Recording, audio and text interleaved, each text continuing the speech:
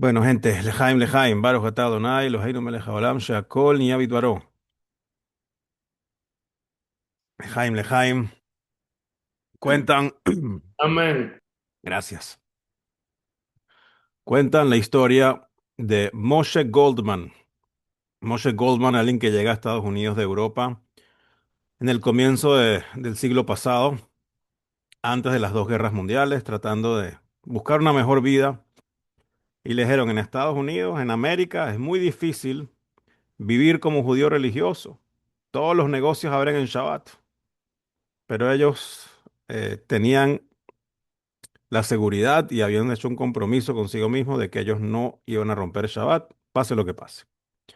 Y así fue, consiguió un trabajo y trabajó toda la semana. Y cuando llegó el sábado y le dijo a su jefe que no iba a trabajar, le dieron lo que llaman aquí el pink slip. Lo votaron. O sea, si no vas a trabajar los sábados, no puedes trabajar aquí. Y básicamente Moshe Goldman fue pasando de trabajo en trabajo en donde no duraba más de 5 días, porque lo votaban siempre antes de Shabbat. Y un día ya el señor Goldman ya llegó a la casa y después de llegar de otra entrevista que no consiguió un trabajo, ya no sabía qué más hacer. Y aparte tenía una nota de que lo estaban botando de su apartamento porque no había pagado el alquiler ya en varios meses. El señor Goldman corre abajo a hablar con el que arrienda los apartamentos y suplicarle que por favor lo deje, le dé otro chance, que no tiene dónde ir. Y el señor le dice, mira, no hay nada que yo pueda hacer porque tengo ya alguien dispuesto a pagarme por tu apartamento. O sea, no puedo no entregarlo. Pero por favor, no tengo dónde ir, tengo a mi esposa, mis dos hijos, etcétera. Bueno, al final, el señor, el, el que arrendaba los apartamentos, le dije, mira, te voy a dejar que te quedes en el basement del edificio, en el sótano del edificio, y no me tienes que pagar. Puedes vivir ahí un tiempo hasta que logres ver qué vas a hacer. El nuevo apartamento al final era un lugar que en esa época estaba lleno de carbón o lo que usaban para calentar los edificios. Eh, en el aire había como un polvito negro por todos lados que se le pegaba de la ropa, de la misma cara. Y pasaron unas semanas y un día otro yehudí, el señor Mark Buchman, estaba pasando cerca de este edificio y ve que salen unos niñitos con caras negras y con una kipá salen del edificio. ¿Y qué es esto? Hasta que se da cuenta de que no son niños de raza oscura, sino que tienen toda la cara negra de vivir donde sea que viven. El señor Mark para y se pone a hablar con los muchachos que le explican, bueno, que vivimos aquí y esto es lo que hay. El señor Bookman no puede creerlo y va y le toca la puerta a la mamá. La mamá abre, le da vergüenza donde están y viendo que hay un señor importante que los vino a visitar y el señor Bookman viendo lo que estaba viendo, le da mucha compasión y le hace un cheque por $5,000. $5,000 a principios de siglo era una cantidad enorme de dinero. Podían vivir con eso por años podían mantenerse. La señora no sabía, gracias, gracias, no sé cómo agradecerte, qué alegría. Y cuando finalmente llega Moishe, el esposo, ella le dice, mira, mira, Baruch Hashem, nos dieron este cheque, bla, el señor es Mark Bookman. Y dice, ¿Mark Bookman te dio eso? Sí, sí, no podemos aceptar ese cheque. ¿Cómo que no podemos aceptar el cheque? Si con esto podemos vivir años. O sea, yo sé quién es ese Mark Bookman. Él viola el Shabbat. Él tiene su tienda, o su fábrica, perdón, abierta, incluyendo en Shabbat. Y tiene judíos trabajando en la fábrica. Nosotros no hemos sacrificado tanto para que alguien nos rescate financieramente y es ese alguien que rompe Shabbat. No, no podemos. Pues la mañana siguiente Moisés se fue directo a la fábrica de este señor Bookman. Le dijo muchísimas gracias por el gesto, pero no podemos aceptar el cheque. Aquí está el cheque. Y yo, ¿qué? ¿En serio? ¿Me vas a regresar el cheque? No lo puedo creer, pero ¿por qué? Dice, bueno, mira, la verdad que no podemos aceptar el cheque porque yo sé que tú abres tu fábrica en Shabbat y no podemos aceptar dinero que venga de Shabbat. El tipo se queda boca abierto. Moishe se va y Mark se queda pensando y se le salen un poco las lágrimas y le dice, llama a su esposa, le dice, yo recuerdo cuando nosotros éramos así, cuando nosotros queríamos el Shabbat, hasta que una semana el negocio no andaba y decimos, bueno, vamos a abrir la fábrica en Shabbat y lo haremos por un tiempo y bueno, aquí estamos, nunca lo dejamos de hacer. Y tomó la decisión, ¿sabes qué? Yo quiero esa pasión de nuevo. De ahora en adelante vamos a cerrar la fábrica en Shabbat. Y ahí mismo aceptó eso y el siguiente viernes, una hora antes de que fuera Shabbat, el señor Bookman anunció a todos los trabajadores, señores, mañana vamos a cerrar, no tienen que venir a trabajar y de ahora en adelante no se trabaja los sábados. Wow. Pasó una semana y el señor Bookman regresó a visitar al señor Goldman y le vuelve a dar el cheque. Le dice, esta vez sí lo puedes aceptar porque me inspiraste con tu lealtad al Shabbat y ahora yo también voy a guardar Shabbat. Ahora sí, Moshe, con mucha alegría y con orgullo aceptó el cheque. Se le acabaron sus problemas financieros y el señor Bookman tuvo el mérito de también tener judíos observantes, tanto nietos, bisnietos, hasta el día de hoy. Una pequeña historia de no pensarlo tanto. Como vamos a ver, podemos hablar de dos cartas del Rebbe, la primera de las cuales habla un poquito de esta idea de no sobrepensar y sobreanalizar. So let's dive in. La primera carta empieza Baruch Hashem, es una carta del 15 de Tebet del año 1956 y empieza Shalom Ubrajá, es una carta a un hombre y el Rebbe le dice, en respuesta a tu carta que me empezaste a escribir el lunes de la semana pasada, donde al parecer esta persona como que escribir la carta ese día lunes, pero la terminó otro día y de alguna forma estaba escrito eso en la carta. El Rebbe le dice, yo recuerdo que ya te he dicho en varias ocasiones, etcétera, etcétera. Cuando el Rebbe te responde así, oye, ve, algo no está bien. Cuando el Rebbe te tiene que recordar, ya te he respondido esto múltiples veces, lo que te voy a decir ahora, como que you're doing something wrong, pero igual el Rebbe se lo vuelve a responder. O sea, ya te he dicho varias veces que no debes profundizar demasiado y sobreanalizar acerca de los temas de los cuales me estás escribiendo. Deja de ser rumiante, ¿no? Como los animales rumiantes que comen y remastican las cosas. No seas tan rumiante. Deja de darle vueltas a las cosas una y otra vez. Deja de profundizar y profundizar y profundizar en estos temas. ¿Y en qué temas? Le dice el Rebe. En el estado de tu salud, en el curso de tu vida interna, hablando como de su salud mental o de sus emociones, y en las actitudes de otras ciertas personas hacia ti. O sea, se ve que la persona ha estado como que pensando y pensando y pensando de algo relacionado con su salud y de algo relacionado con su estado emocional y de algo relacionado con la actitud de alguna otra persona directamente hacia él. Se deja de pensar y pensar y pensar y sobreanalizar este tema. En vez de esto, deberías tomar en cuenta el Klal Gadol, el principio grande que existe que dice, Ve'ahavta lereaja kamoja, que tienes que amar al prójimo como a ti mismo. Y consecuentemente tienes que ver a los demás con un ojo favorable. Quizás esta frase el revés se la pone para ayudar a que deje de pensar en esa otra persona, de cómo me ve, de cómo me trata, de cómo me mira. Chamo, no pienses tanto en eso. Deja de estar todo el día imaginándote cómo esta persona te ve, cómo te trata, cómo te mira. You're overthinking it. Y también debes recordar la enseñanza que dice la Mishnah, que fuiste creado para servir a tu creador. Anini Breiti le Shamesh Koni. Yo fui creado para servir a mi creador. Y por eso dice el Rambam en el capítulo 3 y el capítulo 4 de Hilchot Deot, dice el Rambam Maimónides que tu cuerpo tiene que estar saludable. Y por ende, tienes que conducir tu vida de una forma ordenada, con una rutina, comiendo, bebiendo y durmiendo lo que es adecuado.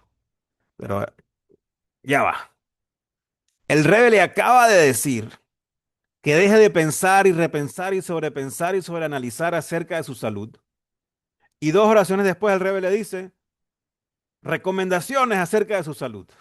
Entonces, which one is it? No quieres que piense, pero sí quieres que piense, no, no sé. No pienses en tu salud, pero tienes que tener una rutina y comer y dormir y estar saludable. O sea, ¿será que el Rebe se está contradiciendo de una línea a la otra? Obviamente no. El Rebe le está diciendo algo diferente. Le está diciendo, una cosa es pensar y obsesionarte con algo acerca de tu salud, y la otra es hacer algo para resolverlo, salir de tu cabeza y ejecutar algo. ¿De qué sirve pensar en tu salud? Ve y ocúpate de forma práctica de ese problema. ¿Y cómo lo haces? Le dice, créate una rutina de comer y de dormir, etcétera, y listo. Deja de estar pensando y analizando y dudando continuamente si este es el camino o es el otro. Just do it. Just go and do it, ¿no? Haz lo que sea una rutina para que sea un piloto automático. Cuando algo es rutinario, tú no piensas del todo, you just do it. Haz lo que sea piloto automático para que ejecutes estas cosas buenas. Cuando te lavas los dientes en la mañana, no hay un pensamiento profundo de, ya va, me lavo esta muela primero y luego la otra. You just do it. Lo haces como lo haces todos los días, es rutina. Y ojo, uno podría pensar que esto suena como quizás a alguien que es hipocondríaco, pero el rabino Tau, que es el que explicó esta carta, argumenta de que fácilmente puede ser alguien que sí tiene un problema de salud, pero esta parte de obsesionarse mentalmente acerca de analizar y sobreanalizar en vez de ejecutar, igual aplica para esta persona. Entonces, pensar y pensar y pensar y no es productivo. Como alguien que deja de dormir pensando en el problema y no, what did you do? Nothing. Ahora estás peor. Entonces el Rebbe le dice eso. Primero, acuérdate de dejar de leer jacamoja para que dejes de pensar y pensar en lo que piensa el otro de ti. Y segundo, acuérdate que fuiste creado para servir a tu creador y para eso tienes que estar saludable y para eso deberías crearte una rutina en donde puedas comer, beber y dormir de forma rutinaria.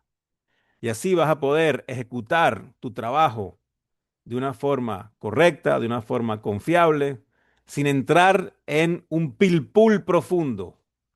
Un pilpul literalmente suena pilpul, pilpul. Es un análisis alágico profundo. Dice, deja de entrar en análisis alágicos profundos o deja de entrar en especulación teórica y de estar pesando los pros y los contras de cada acción grande y pequeña. Deja todo este análisis profundo de cada cosa. Es como que el rey no se lo dije, pero casi que just freaking do it. Señor, just go and do it. Ve y ocúpate de lo que tienes que hacer y deja de pensar y pensar y pensar de cómo lo vas a hacer y cuál es el camino correcto. Porque dice, en la gran mayoría de los casos, cuando parece haber una duda de qué es lo que tengo que hacer, en la gran mayoría de esos casos, el problema de la duda es culpa de que te metiste demasiado profundo a analizar para acá y para allá. Y a sobreanalizar el pilpul, le vuelvo a decir la palabra, el pilpul, este sobreanálisis, es lo que te está causando la duda. Mientras que cuando tu forma de enfrentar una situación es, como dicen en Yiddish, glatig. Glatig es de forma simple y directa. Entonces el Rebbe le dice, las dudas te las estás generando tú mismo con este sobreanálisis y sobre rumiar sobre la idea. Keep it simple, ¿no? Déjalo glatic, manténlo simple. Y cuenta Rav Shai Stau que hay unos grandes en teoría, personas de Alcohólicos Anónimos que tenían una frase similar, pero lehavdil, distinto, cosa que el rey nunca diría de esta forma. Pero decía que en la vida hay que aplicar el método KISS. KISS como beso. ¿Cuál es el método KISS? Keep it simple, stupid. Mantén la cosa simple, no sobrecomplique las cosas. O, como suena un poco mejor, keep it straight and simple. Mantén la cosa simple y recta, directa, y no le des tantas vueltas al asunto. Y luego, en una minoría de los casos, en donde quizás tus dudas son válidas, y sí es posible que te quede alguna duda que es real, vas a poderla resolver generalmente consultando con amigos, con personas en las que confías. Igual nuestros sabios ya dijeron, eh, mientras más simple, mejor. Entonces, si todavía tienes dudas de algunas cosas, buenísimo. Vaya a hablar con un amigo, vaya a hablar con el rabino, vaya a hablar con una persona que confías, con el experto, pero no te sobrecompliques. Pregúntale a ChatGPT. Just keep it simple and do it. Tienes temas de salud, habla con un doctor. Tienes temas de judaísmo, habla con la halajá. Tienes temas legales, habla con el abogado. Tienes temas, etcétera. Just go and solve the problem. Y aparte, todo esto también aplica con respecto a establecer momentos fijos de estudio de Nigle y Hasidut. Estudios de la Torá revelada como Gemara, Halajá, Humash, y el establecer horarios fijos de estudio de Hasidut. Fitz, te puedo interrumpir. Absolutamente, interrumpa. Mira, yo, yo estoy de acuerdo con todo. Y hay un nuevo libro que no es de religión, pero está súper de moda y que se llama Let Them, una señora que se llama Mel Robbins, que es Let Them, Let Them. Si alguien te quiere molestar, Let Them. O sea, como que dejar que la cosa fluya y si es para ti, es para ti. O sea, va mucho, mucho en esa vibra. Pero realmente, a pesar de que a veces uno quiere implementar todo eso, no todo es así. O sea, hay veces, por ejemplo, vamos a llevarlo a los negocios. Eh, si yo si yo fuera con esa postura en un negocio particular, yo, por ejemplo, tenías un acuerdo y te están a último minuto cambiando la seña y tú dices, bueno, sabes que si me le van a cambiar, vamos a dejarlo ir, que sea como sea y ya. Pero perderías demasiado si no lo fuerzas y no sueltas. O sea, perdería demasiado si lo sueltas, si lo sueltas, ¿entiendes? Hay veces que no puedes soltar porque te perjudica. Entonces, en esas instancias, ¿qué hacer? Es más o menos mi comentario. ¿Cómo se llama el libro otra vez? Ese libro se llama Let Them, de Mel Robbins. Let Let, Them, sí se llama. Let Them, Mel Robbins. Ok, Sí, no, no voy a sobreanalizar el libro que no he leído.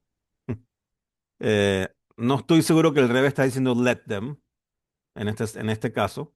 No está diciendo deja que te atropellen o se aprovechen de ti.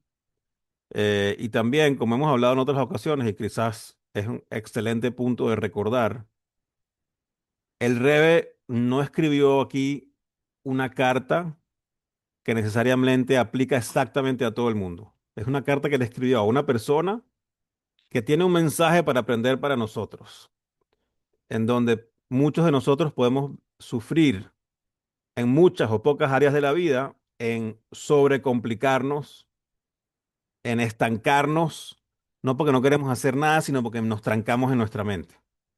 Y en eso está diciendo, keep it simple. no, El pero keep it simple puede ser cancela el negocio. No necesariamente es deja que exacto. te... Vamos a olvidarnos del Let Them. Vamos a concentrarnos no te no, no te sobrecompliques y keep it simple.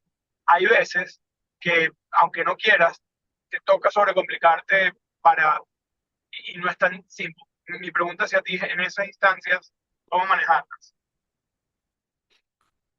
O sea, it's a case by case basis. Again, si tienes dudas, consulta con un amigo, con alguien que pueda entender el caso de A a Z, sin tú trancarte en tu cabeza día tras día. Eso es lo que yo tomaría de aquí para ese caso particular. Falta, falta el contexto, ¿no? It's not, el problema aquí es, y obviamente esto está quizás pensando, o en este caso no está hablándole de negocios en particular, pero está hablando de algo que está impidiendo que esta persona crezca de la forma correcta, que al final es parte del propósito principal para el que estamos aquí. Servir a Shem, crecer, hacer el bien, traer luz, pero no lo puedes hacer porque estás sobreestresado ahogándote en un vaso de agua en una situación que no terminas de tú tratar de resolver o de tú tratar de buscar la ayuda que quizás tienes enfrente. ¿Ya? Claro, claro, grande. Ok. Entonces, aparte de eso, le dice el Rebe que tienes que también keep it simple con respecto al establecimiento de momentos fijos de estudio de Torah, tanto la Torah revelada como la mística, Hasidut, y no sobrecomplicarte con tus horarios y calculando, bueno, pero ¿cuántos minutos voy a tener? No, mejor no me meto en este shiur porque tengo muchas reuniones o no voy a tener la disposición correcta. Señor, just do it. Ponte tiempos fijos de estudio de Torah. No sobreanalices cada caso cuántos minutos vas a tener o cuántos. Just do it. Porque como judío tienes que tener momentos fijos de estudio de Torah durante la semana y realmente todos los días. So just do it. Em, y entonces, en vez de hacer eso, dice, debes simplemente empezar a hacerlo. Y así vas a ver que no estaba tan complicado. Como dice el Pasuk, Ikaro beleja davar meod, befija o bilbabja la azotó. Este es el Pasuk sobre el cual está basado todo el primer libro de Tania.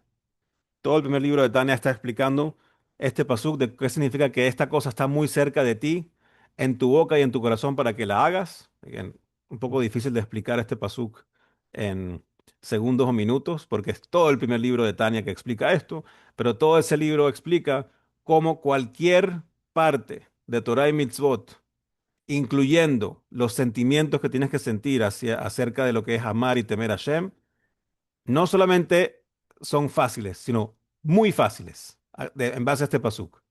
Kikaro beleja adabar meot, porque esta cosa está muy cerca de ti. Entonces, no tienes que hacer un gráfico Gantt y usar una herramienta de gestión de proyectos para figure out si vas a poder o no ponerte un tiempo fijo de estudio de Torah. No tienes que hacer integraciones lineales ni cálculos complicados para ver si puedes estudiar Torah a diario. Just do it. Con brajot, con bendiciones para buenas noticias en todo esto y para que haya paz sobre tu casa y para que se cumpla el dicho de nuestros sabios que dice que Akadosh Baruj Hu no encontró un mejor recipiente que la paz. Esos son los deseos y la firma del Rebbe. That's the first letter. Any other questions de esto? Bienvenido, Luis. Jaime. Ok, muy bien. La segunda carta que vamos a estudiar, un poquitico más corta, es del 11 de Shvat de 1956. O sea que es como 3 semanas después de la carta anterior, mismo año. Baruch Hashem, Shalom Ubrajá, también es una carta para un hombre. Interesante que la carta la escribe el 11 de Shvat, que es el aniversario del liderazgo del Rebbe. El Rebbe empezó a ser Rebbe realmente el 11 de Shvat de 1951. O sea que este es el quinto, el día que escribió esta carta fue en el quinto aniversario del liderazgo del Rebbe. Y dice, en respuesta a tu carta del jueves pasado. Dice, en un momento auspicioso, tú, tus hijos y tus nietos van a ser mencionados. ¿Mencionados en dónde? Cuando el rebe decía esto, porque los iba a mencionar en el Ohel, en el lugar donde está reposando el rebe anterior, tal cual como nosotros lo hacemos hoy. Entonces, voy a mencionarte a ti, a tus hijos y a tus nietos en el Ohel y que Dios ayude a que tengas mucho najas, mucho orgullo, mucho najas de todos ellos y que sea verdadero najes. Najas behemet, verdadero najes, que el único verdadero najes es Yiddish najes. El único verdadero orgullo y najes es orgullo yehudí. Entonces no tenemos el contexto completo, pero en base a esto podríamos argumentar de que de alguna forma esta persona que le escribe al Rebe, primero que era abuelo, y que tenía algún tipo de necesidad, de falta de najes de sus nietos y quizás también de sus hijos.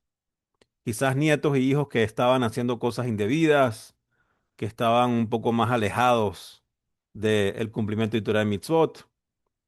Es lo que cuadra con no solo lo que ya leímos de la carta, sino con lo que el Rebbe menciona en el resto de la carta.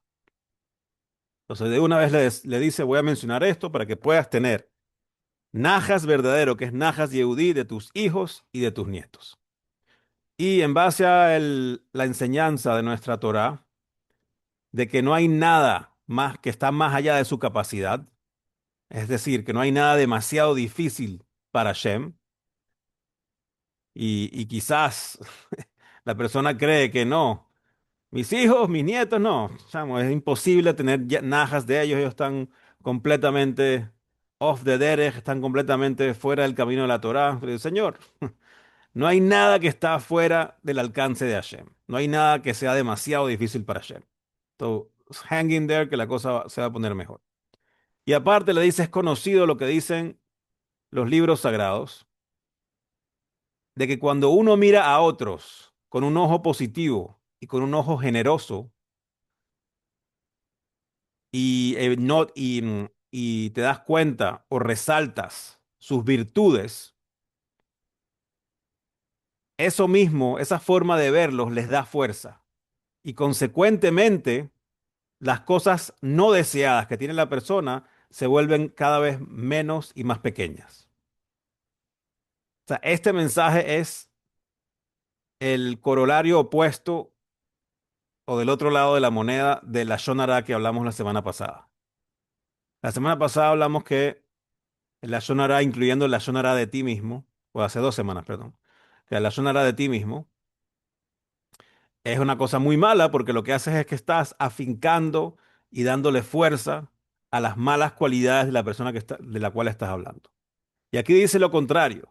Cuando miras a alguien favorablemente, cuando reconoces sus aspectos, acciones, características y cualidades positivas de esa persona, los ayudas a fortalecerse y sobreponerse a sus áreas problemáticas. Como la teoría, yo estudié esta teoría en el MBA, que se llamaba StrengthsFinder, que decía, en vez de estar invirtiendo tanto tiempo en ver cómo arreglar tus debilidades, usa el tiempo para fortalecer tus fortalezas y estando más papeado, más fuerte, eso te va a ayudar más fácil a resolver tus debilidades. No es exactamente, pero es similar a lo que está diciendo el Rebe. Entonces, en vez de estar todo el día apuntando, mira lo que aquí hizo mal y esto hay que arreglarlo, y esto hay que arreglarlo, esto hay que arreglarlo, trata de mirarlos con ojos bonitos, mirarlos con ojos positivos y apreciar cualquier pequeña cosa que puedas apreciar de ellos, de lo que hacen, de sus virtudes, de su forma de ser, etcétera. Y al fortalecer eso, vas a poder ayudarlos realmente a sobreponerse a los problemas que tienen y a las deficiencias que puedan tener. Entonces, ¿te preocupan tus hijos y tus nietos? Ok, míralos de forma positiva, reconoce sus virtudes y eso realmente va a ayudar a que luego puedan producir najes de verdad, najas de ser Yehudim. Y esto es especialmente así en base a lo que explica el Alter Rebbe en Tania, capítulo 32 que es Gematria Lev, el corazón de Tania, y también como está explicado en el libro Derech Mitzvoteja del tercer Rebbe de Chabad de Tzemach Tzedek, que habla de la mitzvah de amor al prójimo de Jabat Israel, y que ambas explican el pasuk de Beahabte de la Kamoja, que hay que amar al prójimo como a ti mismo.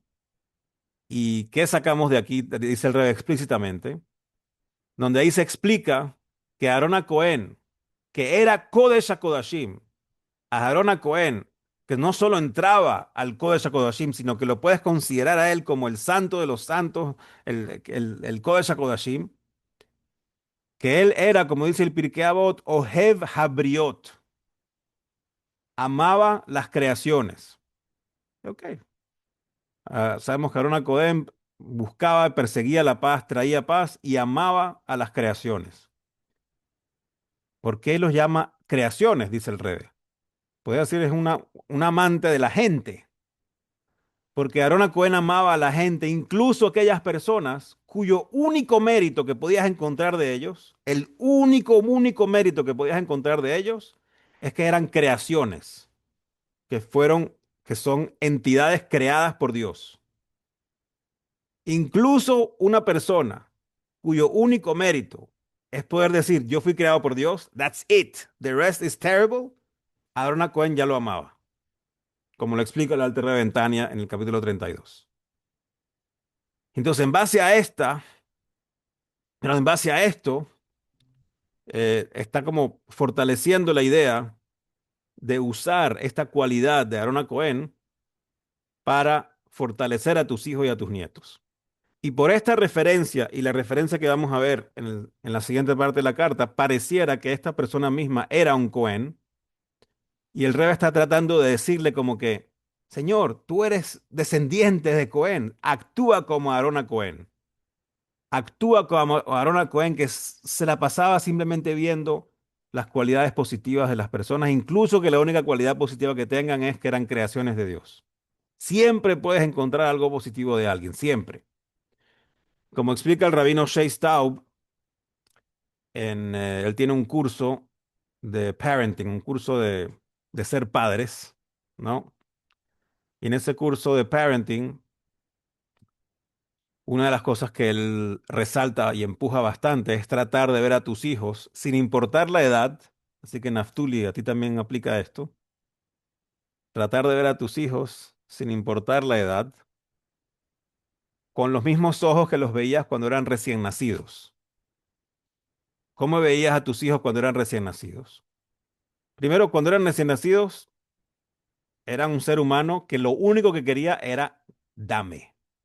Dame leche, cámbiame el pañal, cárgame, ayúdame, duérmeme. Un ser humano que no aporta nada. Y aunque era un ser humano que no aportaba nada y que no tenía ninguna cualidad clara, no es que tú dices, no, es que este niño va a ser buenísimo en fútbol, en matemáticas, en computación. Es un bebé, acaba de nacer, no tiene nada, no está aportando nada al mundo. ¿Y cuánto lo querías cuando era un bebé así? Incondicionalmente de verdad. Después se ponen grandes, feos, malhumorados y se te olvida.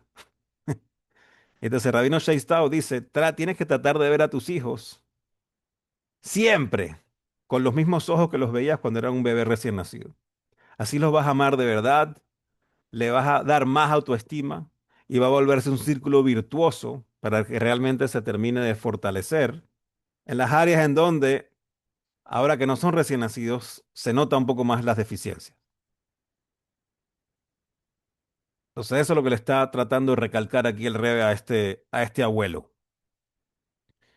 Y que Hashem ayude también, que así como los Kohanim, otra vez la referencia a los Kohanim, eran Zrizim, Zrizut. Estoy mirando a mi hija porque mi hija chiquita, que le gusta quedarse dormida atrás mío cuando hago shiur.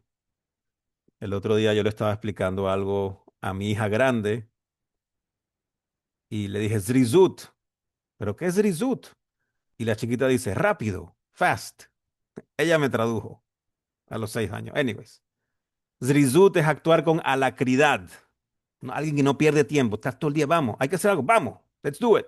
Así como los Kohanim actuaban con Zrizut, con alacridad, y a través de su servicio en el Bet HaMikdash, lo hacían siempre con alacridad. No significa que lo están haciendo rápido, sino que no perdían tiempo en empezar a hacer el servicio a Hashem, sin impedimentos, sin retrasos. Y así que tú también puedas actuar con ese Zrizut y que puedas actuar con ese Srisut aquí en este mundo, mirando a tus hijos y a tus nietos con unos buenos ojos, queriéndolos como cuando eran recién nacidos, de una forma tangible. Muévete rápido y con amor, como tu abuelito Aarón Cohen, y vas a ver los resultados de Yiddish Hashidi Shenahesh en tus hijos. Con brajot, con bendiciones para buenas noticias acerca de todo esto, la firma del Rebbe. Subhei, no te tranques en tu cabeza. Este señor de la historia inicial dijo, voy a cuidar Shabbat y voy a cuidar Shabbat. Y me vas a dar un cheque de $5,000 que me va a resolver todos mis problemas, pero si eso implica que no estoy cuidando Shabbat, no, no hay nada que pensar. It's simple. It's simple. No voy a ir en contra de Shabbat por un poquito más de dinero. No voy a ir en contra del judaísmo por un poquito más de esto o de lo otro. Entonces no te tranques en tu cabeza sobrepensando, sobreanalizando, haz el bien, estudia y dale play. Enfócate en ver lo bueno de ti, enfócate en ver lo bueno de tu pareja, enfócate en ver lo bueno de tus hijos, enfócate en ver lo bueno de tus padres, de tus hermanos, de tus empleados y tendrás un efecto multiplicador positivo sobre ellos. Y esperemos, Besrat Hashem, que Mashiach no lo piense más, lo está pensando mucho y venga de una vez a fortalecernos a nosotros, nuestras cualidades, de una vez. Bimheira Beyameinu, Lehaim Lehaim. Lejaim. Any questions? The second letter of anything.